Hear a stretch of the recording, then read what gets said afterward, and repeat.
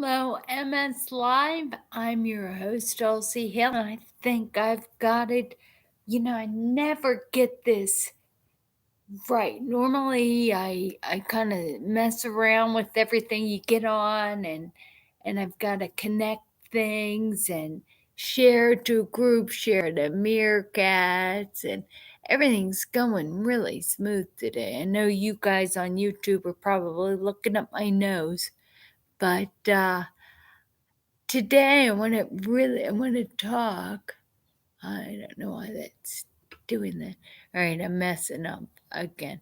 Okay, today I want to talk about uh something that I've been getting a lot of emails lately, a lot of emails, and that is a lot of people think that there is something about parasites. Hi, Tim. Hi, Tim. I'm in sunny California, Southern California. So there's a couple of things I want to talk about. Parasites.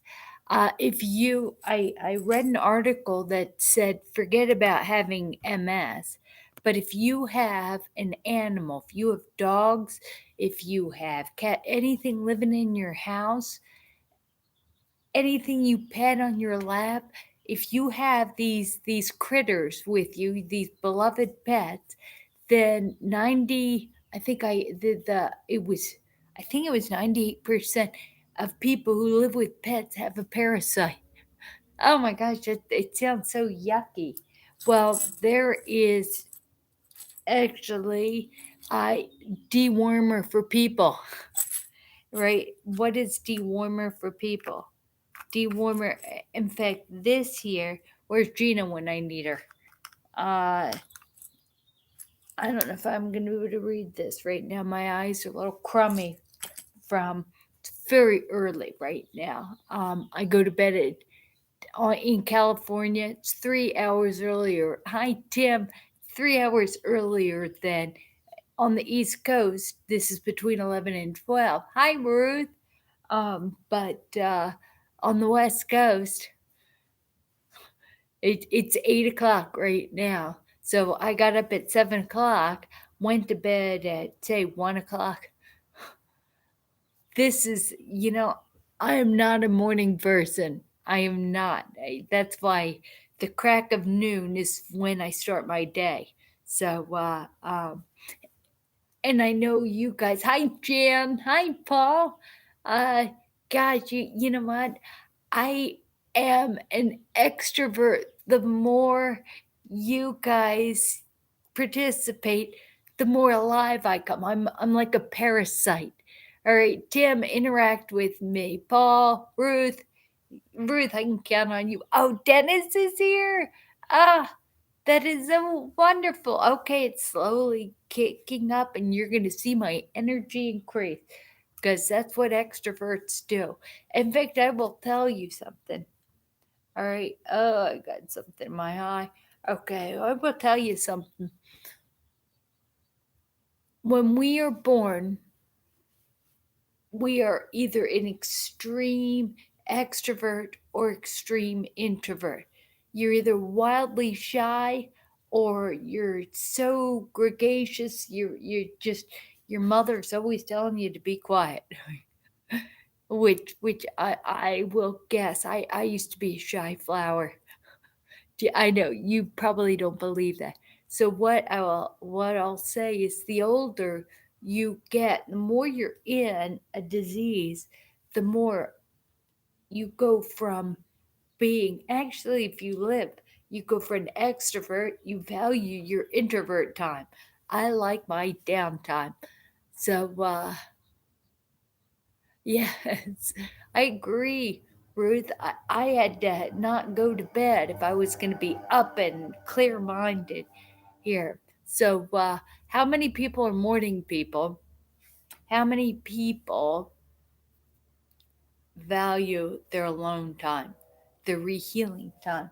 In fact, I have been on so much with these loved ones on the West Coast that what happens is that when you start having a difficult time, you're running down on energy. Tell me something. more tired, the harder it is. Like Ruth is talking. Hi, Alan. The harder it is to get going in the morning or during the day. You've got your peaks and valleys. You're all excited. You're bringing it. All of a sudden, you're despondent. You can't talk. And when people ask you questions, uh, when you're that tired and they insist on engaging you,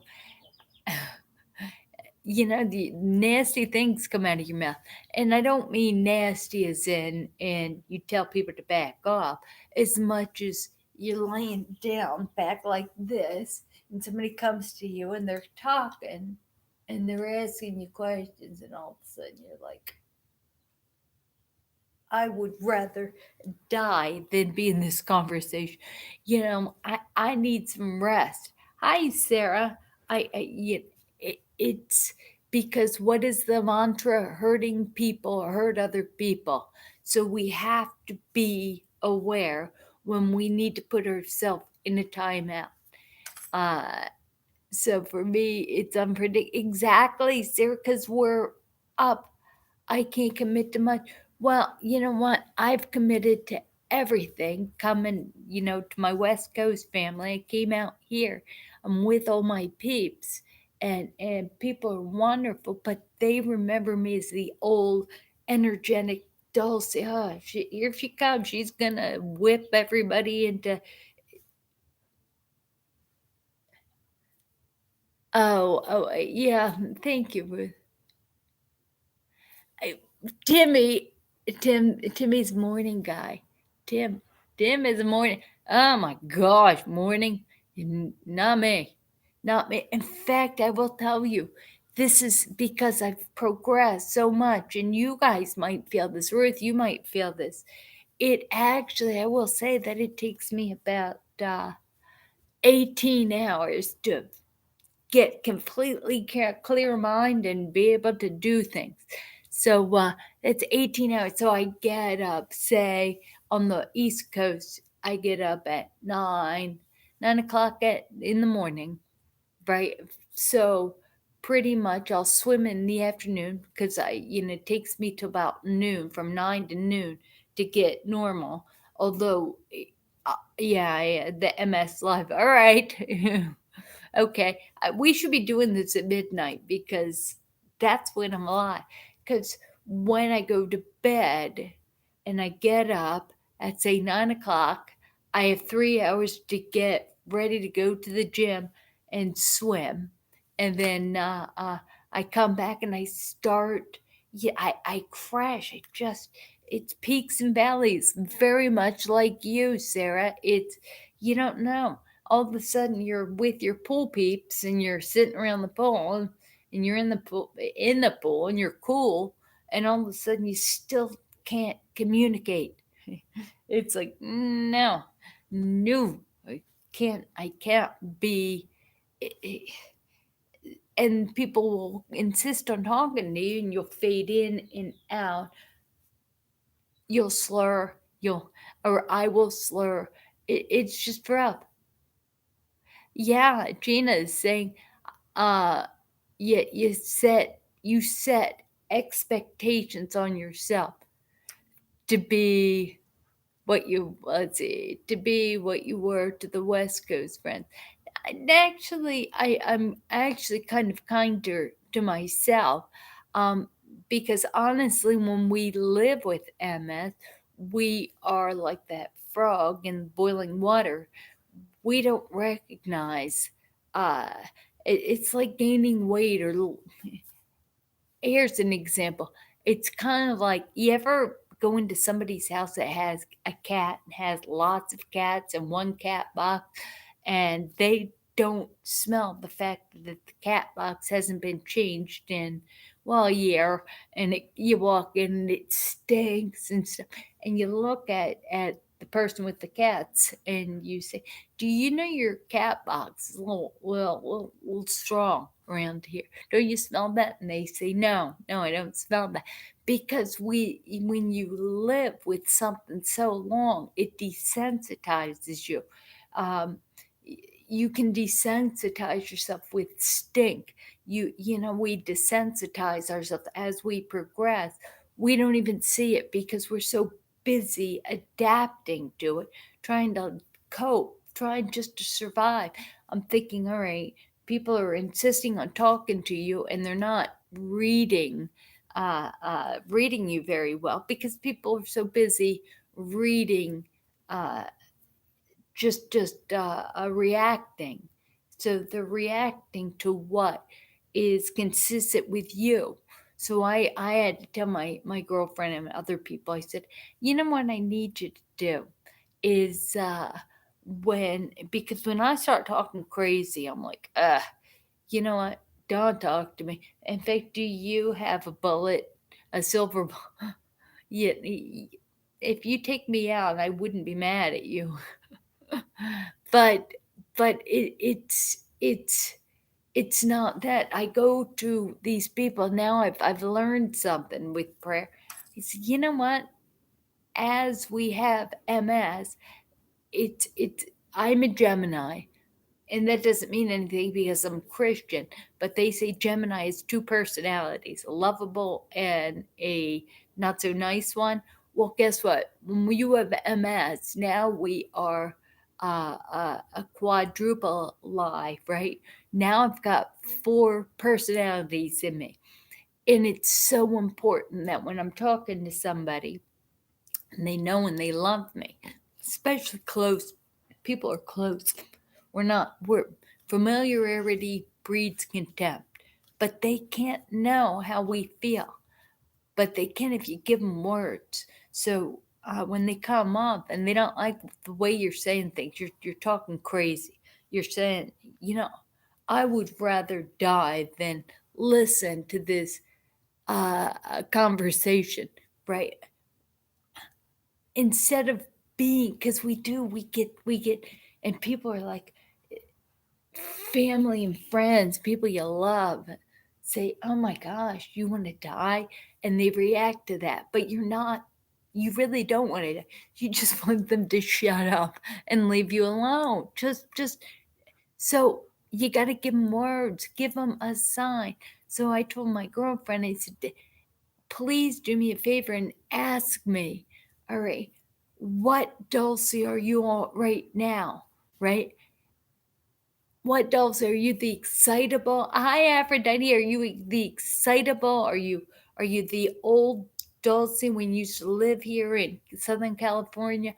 The cheery, the kind of encouraging, happy Dulce? Or because you're not talking like that.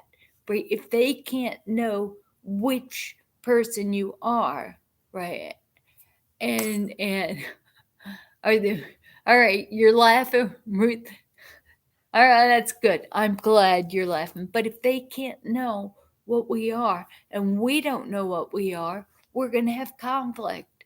We're going to we're going to have conflict. We can't do that. So what we need to do in order to be kind to the people who want to take care of us is that we have to give them words. Say, you know what? Do me a favor, a buzzword. Come in, and when we respond in I want to die. And what we really mean is stop talking to me. What we have to do is we have to recognize that we have to give the people who love us some options, right? They need to come in and they need to say, all right, Sybil, which Dulcie are you? Which one are you? And if I have a black cloud of my head and I'm talking crazy, oh, you're the dark cloud, Dulcie. You're like, think of Pigpen on Peanuts. Oh, you're not talking right. Yeah. All right. Because they don't know the audience. So if they come in and they say, who, what's wrong with you? And you're like, you're like a rabid dog and you're saying crazy stuff. They've got two choices. They could say, should I list out your options? All right, you either need to be by yourself, you need to put yourself in a timeout because you're not talking right. You need to be alone. And it is so awesome when somebody that you love recognizes that you really just want to be alone. You want to listen to a book on tape, you want to meditate, you want to read, you want to pray. Sometimes we're too tired to read. And I'm doing the book on tape. Um, and the reason why is because we are so busy surviving, so busy breathing, so busy trying to match our energy with caffeine pills, with dewdrops, with anything that coffee, with B12, with anything that'll keep us going. And yet, when that's not working, it, it's and somebody comes in and they talk to you and they say, you were supposed to call me for 2 days in a row and you didn't call me and I'm mad at you. And you're like, me not calling you has nothing to do with you. You would think that somebody who loves you would look and say,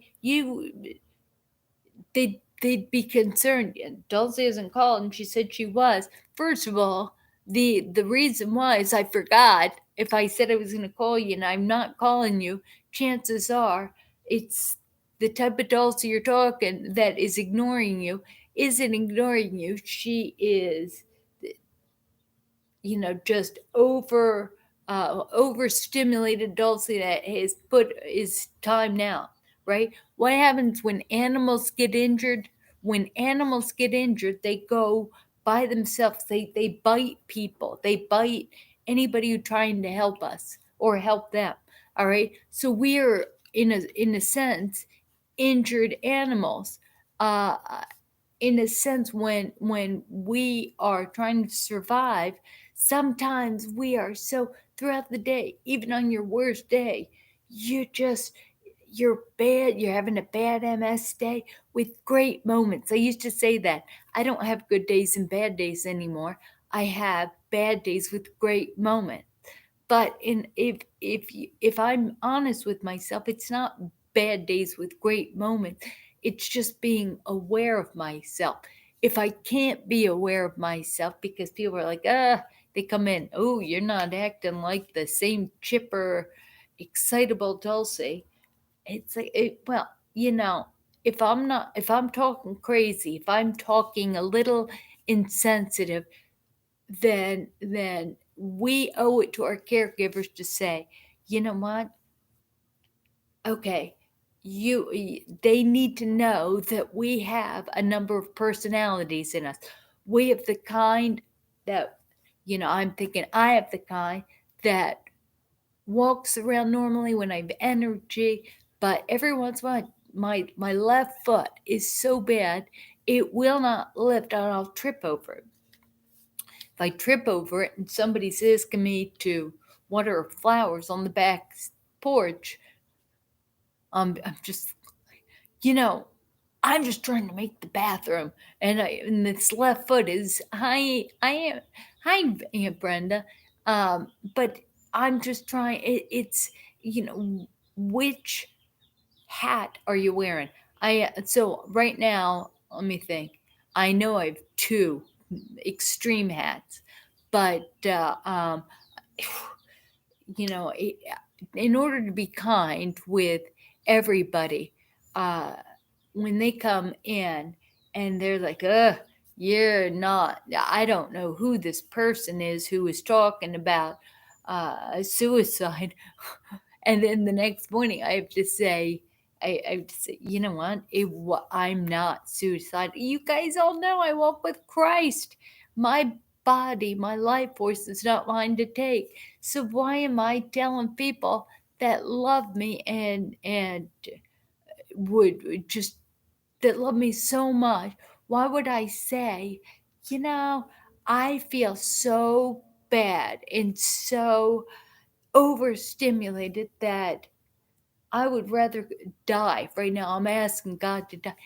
And they're thinking, oh my goodness, you're suicidal, you're depressed, and you're not. You just the real pain is you just want them to shut up. Stop talking to me. Stop asking me questions. I can't concentrate because I had energy. Like when I do this MS Live, believe it or not, I never knew how much it takes out of me. When I read your words and I greet you, I stay on topic, and while you participate in this, then all of a sudden, uh, I'm so divided. It's like it's like, here we go. I can't do it. But anyway, right now, you're doing so many things and you don't know how hard it is, because it was a walk in the park to do multitask. Well, now you're multitasking. You've got MS, you're working with this brain lesions and spinal lesions, and you're trying to get everything, you're juggling. And then all of a sudden, everything ends, you're done chatting, and even when you participate in this, all right, everyone who, hi Amy, everyone who participates, this is taking a chunk of energy. It's active, and as hard as is it for me to read and stuff, you concentrating on what I'm saying, typing and stuff, or speaking, and this is taking a chunk out of your life. It's adding to it too, because you're connecting. But when you go, you'll crash, and you may crash later on because you participated in this twice, and it's a good thing. But don't discount every little thing we do has consequences, right? Everything. If we take a couple caffeines, we crash. Think about taking Nucynta, or not Nucynta. Think about taking Ritalin or Provigil. Problem with all these neurological stimulants that they give us is that, yeah, it's supposed to elevate our mood, so it lifts the fog and we're good for 4 hours. But tell me, what happens when it wears off? We crash, and we get the our loved ones, like a husband or a wife or a mom, walks in a room and they're used to you being so talkative, so dynamic, so much that all of a sudden when you crash and they walk in and you're staring at the wall and you're like, and they want to continue this excitable conversation, you're like, what were we talking about? You know, I want to die. No, no, you need to. If we can't say, oh, I changed my hat, I need a timeout, which is so hard for me to say. It's hard for me to recognize, right? It's hard for all of us to recognize when we cross the Rubicon. No longer are we decent human beings contributing to the love of society, right? We become uh temper tantrum 2 year olds, terrible twos. But we don't recognize it because we're so busy reacting. Get away from me. All right, I'm wearing my dark cloud, me. So we have to, how in the world can we be kind to our loved ones? It's best to say, you know what, we need to change ourselves. But how do we change ourselves when we don't recognize it? And we recognize that we're being abusive when we tell our loved ones we'd rather die. That's abusive. They don't want to hear that. You see, my fingers don't work.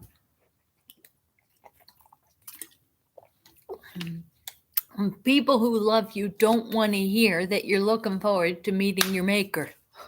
They don't. They just don't want to hear them.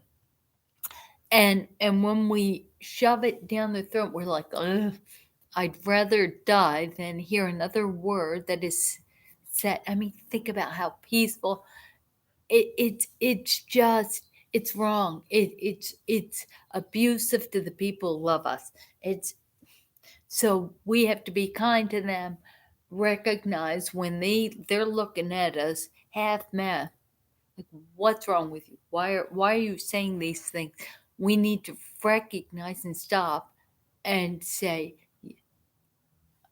if you're not going to ask me, who are you? And I'm going to behave badly. So, one of two choices do we have? We need to tell them, ask me who I am. Or, no, if you can't recognize that I've turned into Mr. Hyde, I'm a bad girl without my bookmark, um, which, by the way, I am carrying all around, because what happens when I sit there and I start saying, I want to be dead, then all of a sudden I read my bookmark, which I have to read every day. All right. Do I forgive myself and others for the mistakes I made in the past? All right. It's like, okay, do it. All right. I'm not going to reread this right now, but because I want to sometimes. All right, because you guys are participating. Uh, Gina says, I feel you set high expectations on yourself to be what you were to the West Coast friend. Somebody who runs, Debbie, who runs MS Frontier's personal share.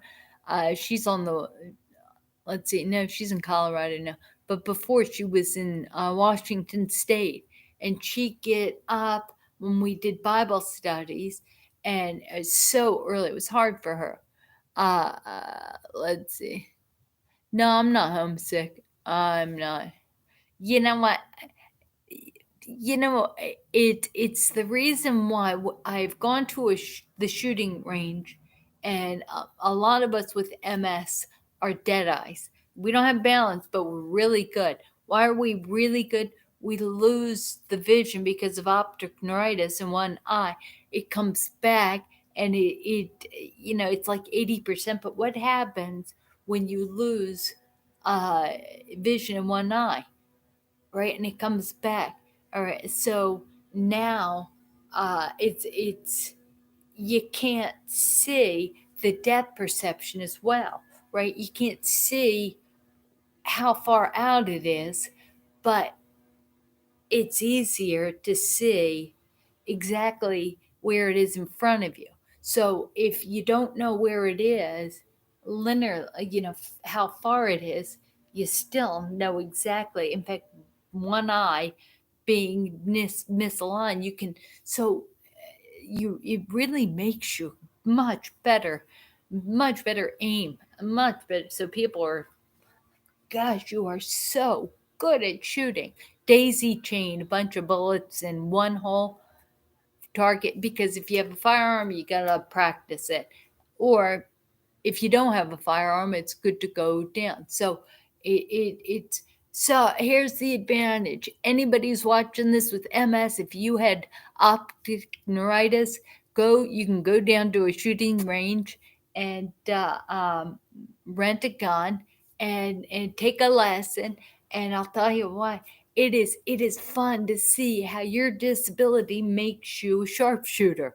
That's successes. So it's credence that God works, like Romans 8:28. All things work together for good for those who are who love God and are called according to His purpose.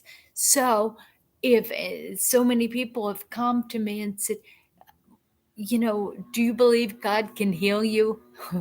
And I know they've come to you. Isn't that over? I'm telling you what, since 1984 or 85, I have had so many people say, don't you think God can heal you?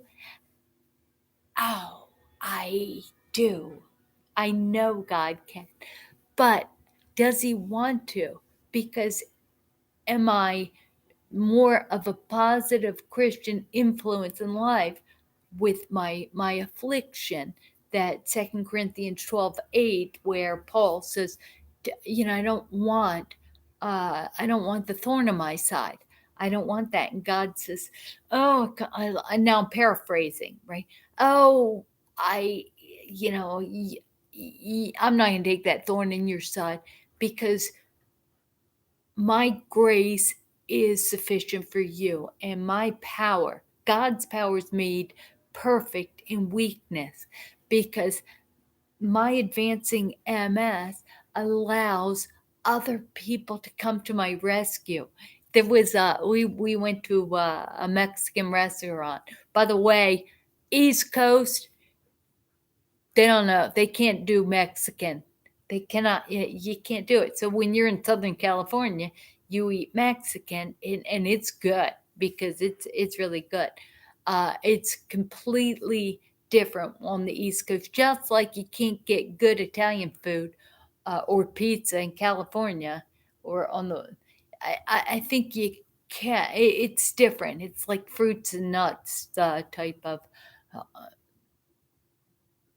but on the East Coast, actually in New Jersey, I because Maryland still, I don't know what it is. You start, you leave the Eagles fan or the Giants fan area, and you go into any other, maybe Bears, right? Anyway, their pizza's not very good. Yeah, so okay, so let me go back to your participation. Okay, so Amy says, "Oh, poor Amy's mother just died. I am so sorry. All right, let's say, all right, I don't even want to go to the. You know what? Amy, I am so there. I've been harassed by my doctor, or by the lab. They want me to get a mammogram. They said it's been a year. Your mother had breast cancer. You're a prime suspect, or a prime suspect. Yeah, I am a prime suspect. No, you're a candidate because of all the medications you've been on over the years to treat your MS. The chances of you getting breast cancer are so much higher, so you need to come in and get tested. And I'm like you, Amy. It's like, you know what, I don't want to go to the neurologist every 3 months. I don't care about getting blood work. I don't care. I feel like they're harassing me.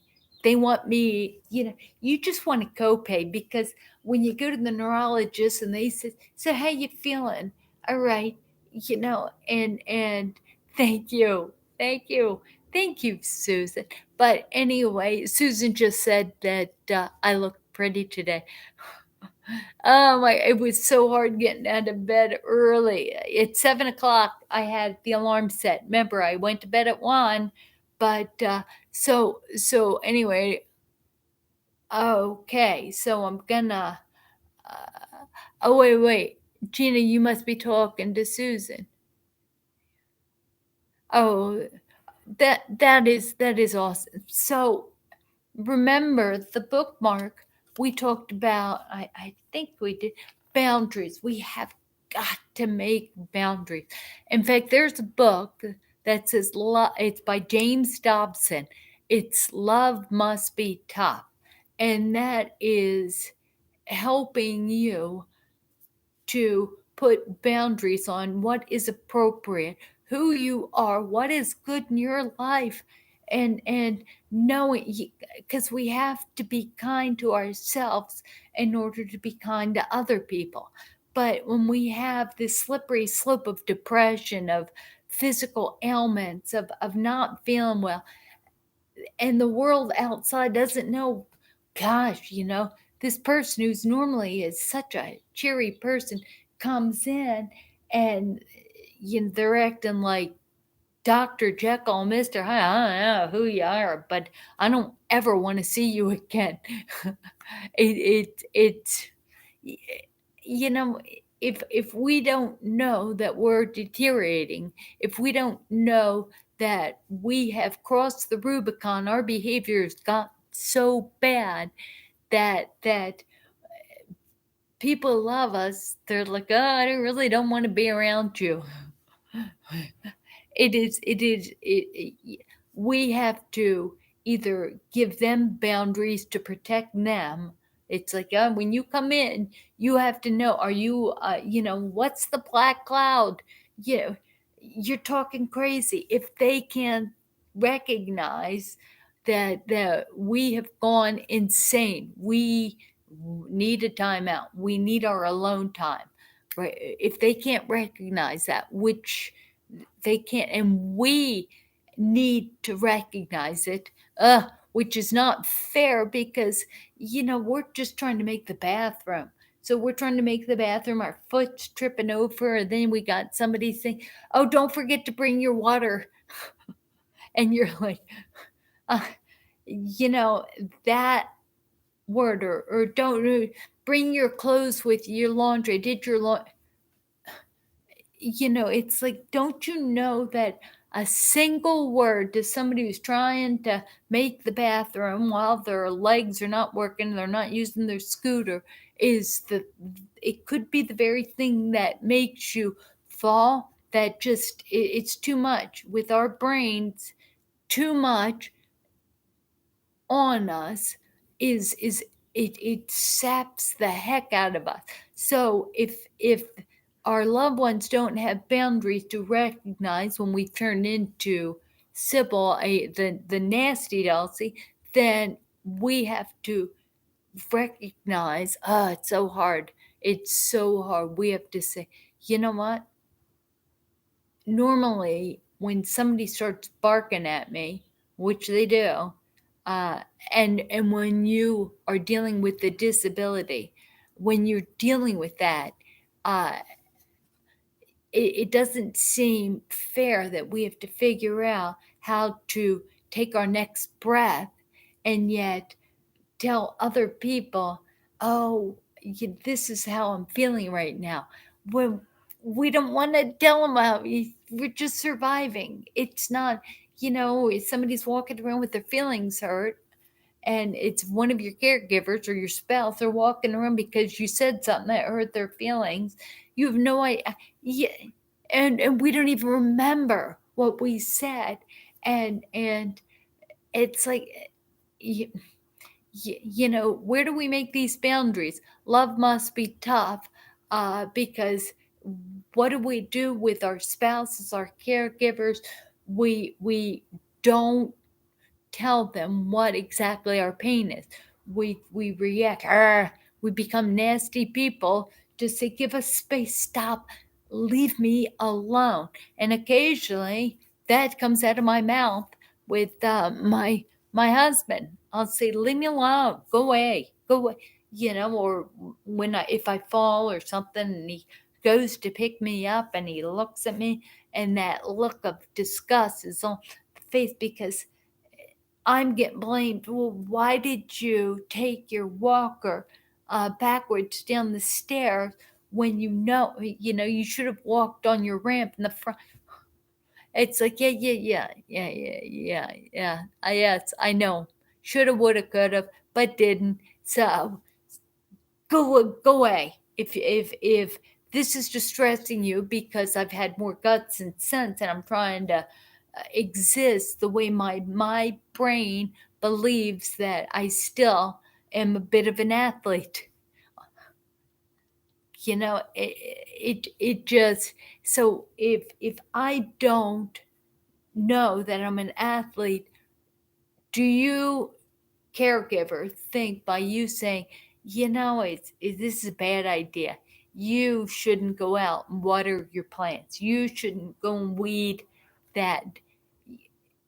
It is so stripping of our humanity when people outside of us put limitations, right? And it's not their fault. They just want us to be safe, because if we go and do what we want, if we live like Mr. Magoo, I've been told I live like Mr. Magoo, the world lines up to make things happen for me. And I got to tell you, it's like Jesus parts the Red Sea, that I can't be hurt. I mean, I can be hurt when I can. You guys know it, but when I trust in God, and I trust in God to bring me people, work through people. I can go cross country from New Jersey or from Maryland to California with a layover, with a scooter. I'm telling you, when I we laid over in Arizona, everybody had all these flights were waiting for people to go to Boise or to go to different place. All these layovers were so close, and I said, "What about my layover?"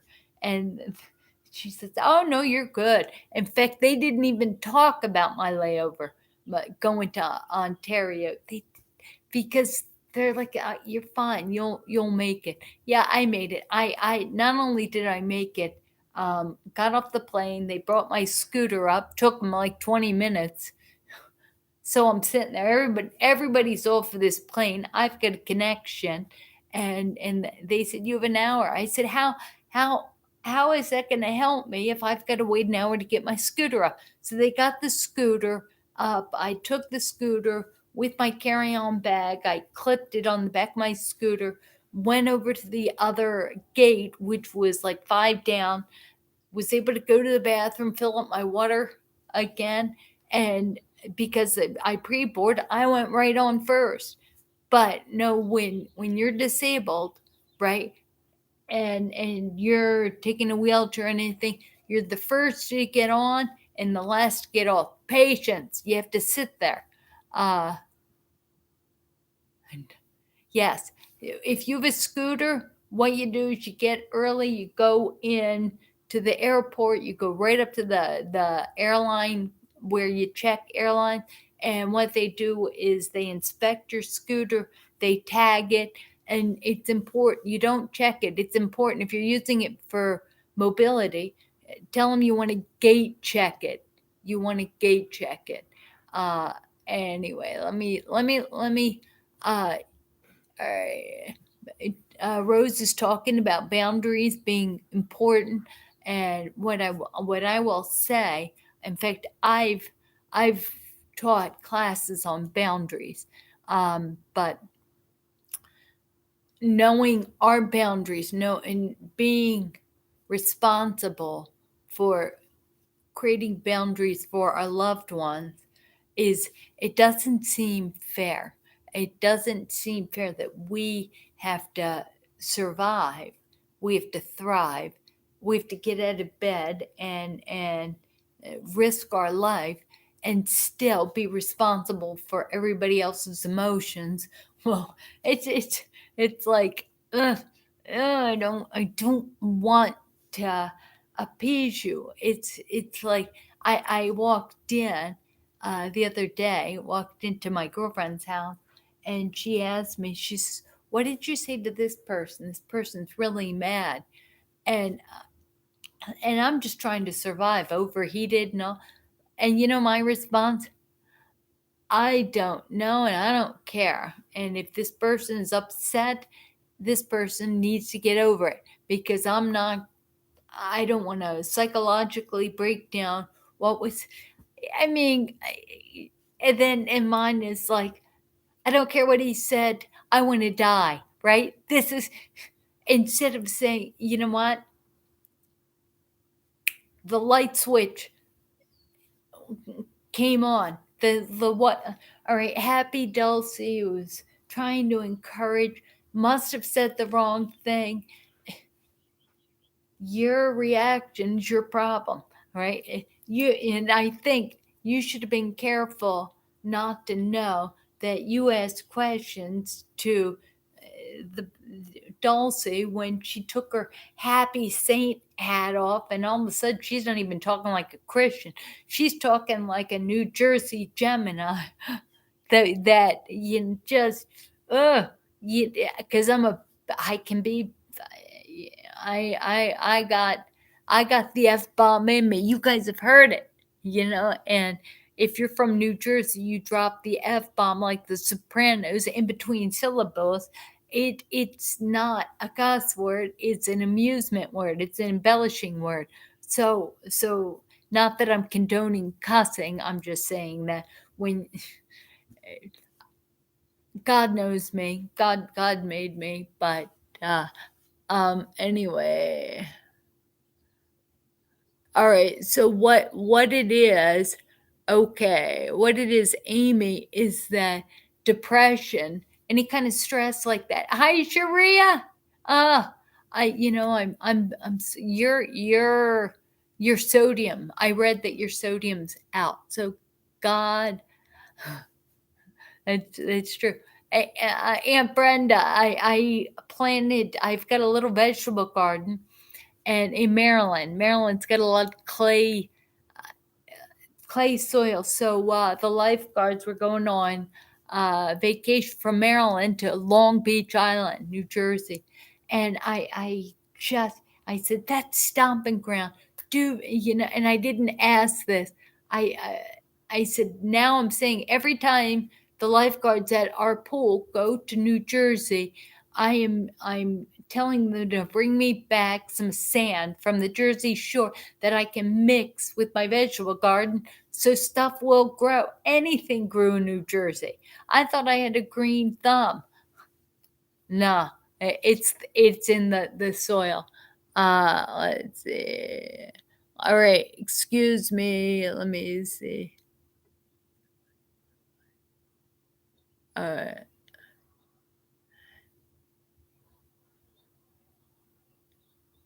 Okay. Is barking synonymous with speak? Yeah. No, barking is when we've got the persona, our energy is ended, and instead of saying, honey, I'm too tired to have this conversation, I need to be kind, and I need you to respect that anything coming out of my mouth is going to be hurtful. So, my love, I am so tired. I need you to respect that. I need to be a timeout. So you put in ear pods, you listen. So it put on a big time headphones so that they know you're in a timeout. So that's kind. A lot of times you put on your headphones to do a timeout, and somebody will walk in and say, "Are you on that again? You're." So they start judging you, thinking that oh, you're being rude, and when you're just timeout, you're just doing a timeout. So when you bark, when you're so tired and you're this dark cloud person and you're trying to uh, create a boundary by not using your kind words, you're creating a boundary by saying, get the heck away from me and I want to die. And do me a favor, get your gun, shoot me. I'll love you more. So that is barking. That is when we stop using our kind words and we start barking to get people to leave us alone. And our spouses do that, our caregivers do that. You'll ask them to do something, and then they'll all of a sudden they're at their end, right? They're at their wits' end, and all of a sudden they're not being kind to you. They're, they start barking. They start barking at you. Do they mean what they're saying? Do we mean? Do we really want to die? Do we really want them to shoot us? Do they really mean that we should I don't know. Uh, does anybody mean anything when they're tired? Remember, do not talk if you're hungry, angry, lonely, or tired. You have to be aware. Unfortunately, we're not aware. It's hard to uh, live gracefully with a disability if you uh, if you don't even know that you're behaving badly. So you give your caregivers the key.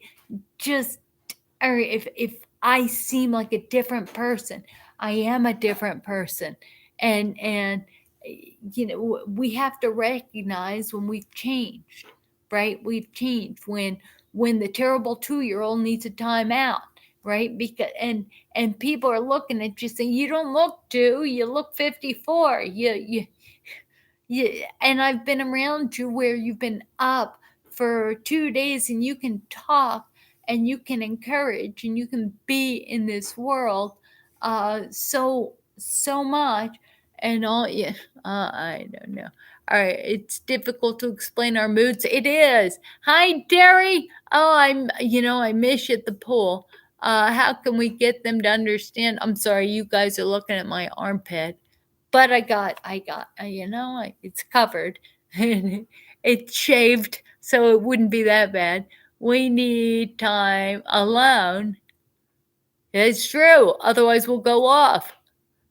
Let's see. And Amy has a very good question here. So, you guys on YouTube, you can chime in too. How can we get them to understand? Amy says we need alone time or we'll go off. Yes, it's exactly. Uh, Tim, all right. You know what? I'm so sorry that Sharia, you're going. I know your sodium's low in your kidney anyway. We'll pray. In fact, I want to pray for Ram- Amy and Sharia. Both of you guys really need some prayer. I've been changing for 31 years with MS. I was talking to Rhonda, my sister here, and she asked me when did it start, and I said for me it was about in 1984. I was in a anyway. We can talk about what launches MS, but that's not our thing today. So 31 years.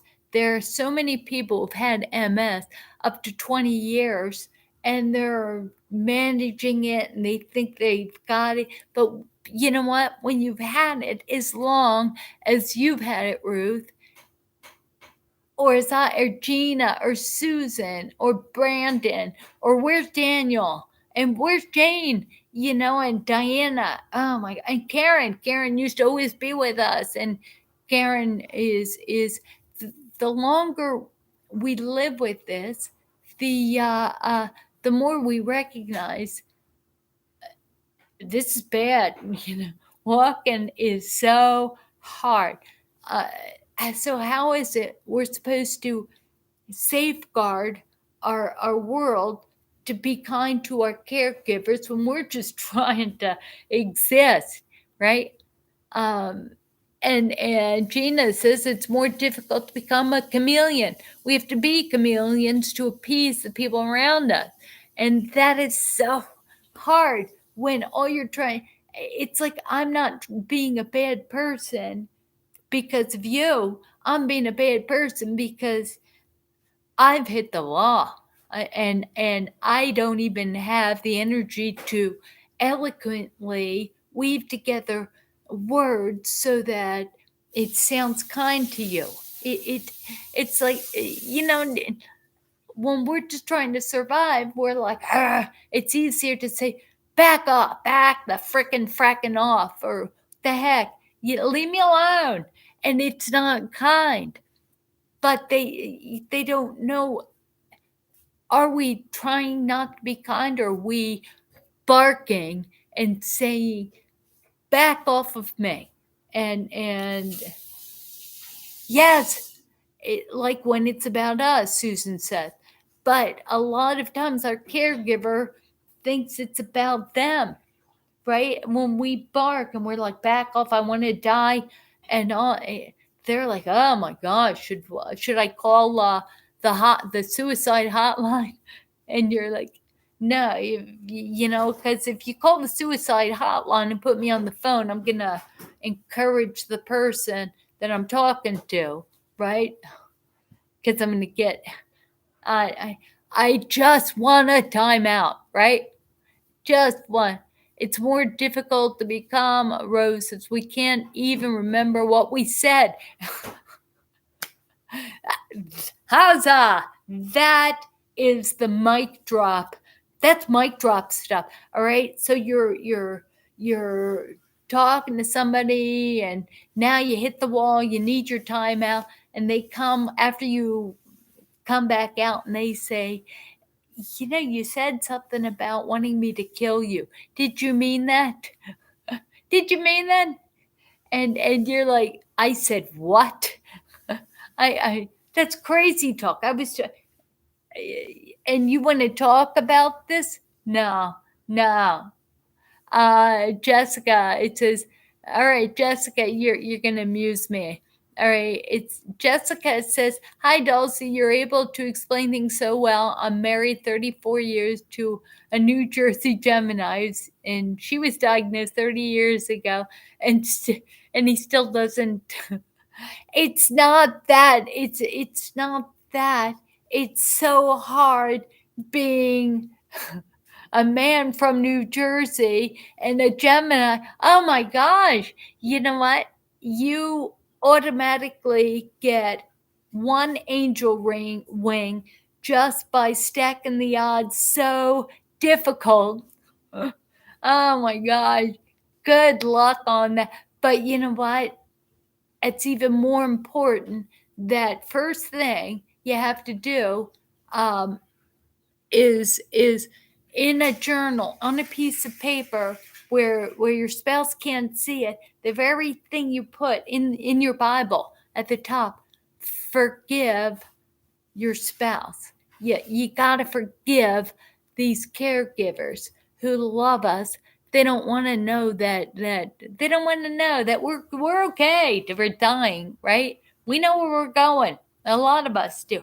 Eh, but they don't want to hear that. They don't want to hear. They just so it's cruel and it's abusive for us to say, "Look, just kill me," because to us killing us would be kinder than us saying, you know, can you just, what is it? S STFU, right? You're right, STFU. That's what that is. Shut, and then there's colorful words. Just shut up, shut up. But people don't respond well to shut up. But when we're trying to survive, believe it or not, that is kinder than saying, give me a bullet, just kill me, just kill me. So repeat, repeat, repeat is all we do. Yeah, Susan, you know, and that song by the Talking Heads, Psycho Killer. Oh, I have so much fun with that. It's a ringtone. I get a couple ringtones. All right, Psycho Killer by the Talking Heads says, you said things once, why say it again? After a while, and you'll know this, Jessica, when you're talking to somebody and they're only half listening to you and they ask you to repeat it, and all of a sudden it's like, you know how much effort and concentration it took to line up my words to deliver it eloquently enough that you will receive it in the perfect way. You know how much energy? Now you want me to repeat that? No, I'm done. It's like Psycho Killer. Say things once, why say it again? It's because how important is anything? The longer you live with MS, the more you think, you know what? On the bookmark, or one of my, all right, here. Do I require others to understand me in order to feel valued? Right? It's on the bookmark. Do I require them? Right? That is the number one problem I find with myself and with other caregivers. It's like when people say, do you realize when you fall off your scooter, it's about me? It's about, because the caregiver has to worry about you. It has to, and so it's about them and it's about us because we just want to thrive as a flower and we don't want the wind. We just don't want to be told we're inadequate. We feel inadequate. And when we get our burst of energy, we want to use that to be loving and gracious before we turn into little gremlins. Before, because that's going to happen. right? It happens to all seniors when, and you'll know this because everybody's got a parent, everybody that as they age, as they get you know what I believe that if you are really loved, God will be kind and give you a hideous disease and allow you, if you're that loved, so that your family, the people who love you, they can say, oh, when this person died, when Dulcie died, it was a bittersweet moment. It was bitter because we didn't want to see her go, but it was sweet because she just turned into a bitch. No one wanted to be around her anymore because we didn't know she had that dark cloud all the time. We know that these curmudgeons. Look up the word curmudgeon. Curmudgeon, right? If we're not careful, we will be a curmudgeon, right? Hi, Phil. Oh my gosh, you guys are great. Uh, all right. So, exhausted to the point, you know what? It's true, but sometimes even going over why did they react this way when we have to revisit it, when we forget, and we forget, what did we say, what did they say, why is there this problem, why do I have to justify myself? I'm not going to do that anymore. I'm not. But I'm going to read this bookmark every day and realize I need to. I need to, not because other people require this of me, but because this is who I want to be. It's just who I want to be. Anyway, let me quick say a prayer for Amy and Sharia, dear Heavenly, and for all of us, dear Heavenly Father. I lift up everyone who's been here and participated. Thank you for using my words to meet everyone where they need to be met. Anybody who sees this in the future, know that this here is it's really what we feel, Lord, and you know it, and you used my words because this isn't about me. This is, I just host this show and you used my words, got me out of bed.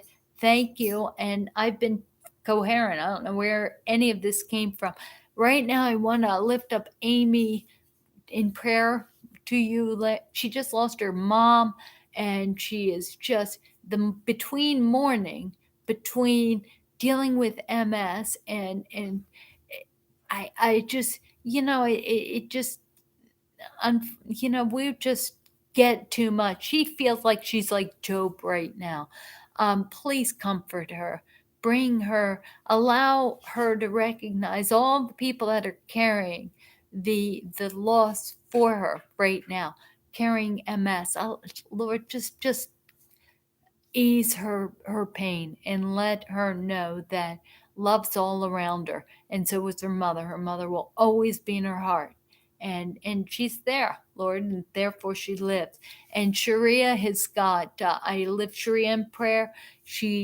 She's got sodium problems, and well, you know what she has, and you know her kidneys, and she's going to a kidney specialist. And I am claiming, Lord, that this is a thing of the earth and that you're bigger than anything that's attacking her body. And Lord, her faith is so big. So we're going to claim that this kidney thing is going to go away and she's going to be fine. Thank you for everyone who participated today. And may we know our boundaries and learn to be kind to each other and to our loved ones without barking at them and without having them bark at us. Lord, may we thrive and feel good about being alive. In Jesus' name I give thanks. Amen. All right, what we're going to do is we're going to come together. Hi, Paul. Oh my goodness. Now everybody's here. You guys are funny. You show up 15 minutes, a half an hour later, and now all of a sudden it's time to go for another hour. But we can't do that. It's been an hour and 4 minutes. I love you all. Have a wonderful weekend. And then next Tuesday, in fact, I fly out at 3 o'clock on Tuesday. We have to do the MS Live from 8 to 9. It's going to be fun. It's kind of fun when, with advanced MS, you're able to do everything. You pack it in. Anyway, I love you all, and I will see you next Tuesday. Bye.